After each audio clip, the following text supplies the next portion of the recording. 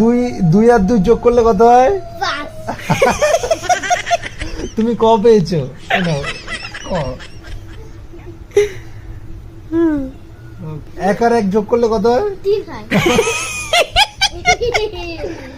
তুমি 10 পেয়েছো, 10। চচ্চড়ি। 2 আর 1 যোগ করলে কত হয়? এই তো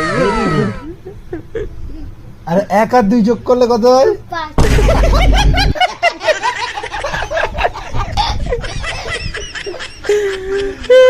তুমি 100 পেয়েছো। দাঁড়াও, আগে আমি